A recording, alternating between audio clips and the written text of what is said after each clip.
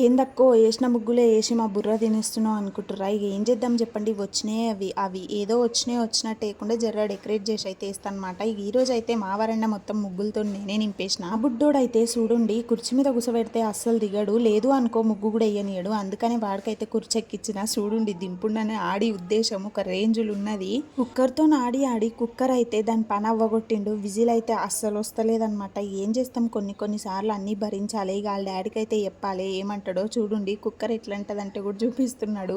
పైనుండి దింపమని అయితే అడుగుతున్నాడు, కానీ నేను అస్సలు దింపగా, ఎందుకంటే దింపితే పని చేయనియడుగా. చూడండి అక్కడ వాడు ఎక్స్ప్రెషన్స్ ఎట్లా ఇస్తాడో, ఒక రేంజ్లు ఇస్తాడు అనమాట. ఇక లాస్ట్కి ఏడుస్తాడు పాపం అనిపించి ఇక దింపి స్నానం అయితే చేపించినాక ఊకుంటున్నా ఎప్పుడు ఇక పండబెట్టేసి నా మిగతా పని అయితే స్టార్ట్ చేసిన. ఇక పప్పు అయితే ఉడికిపోయింది, దాన్ని అయితే తాలింపేయాలి. అంతకన్నా ముందు వాష్రూమ్ గడిగి నేను స్నానం చేసుకోవాలి. ఫుల్ వీడియో ఛానల్ నేమ్ కింద ట్యాగ్ చేసిన, చెక్అవుట్ చేయండి. Bye, good night guys, take care.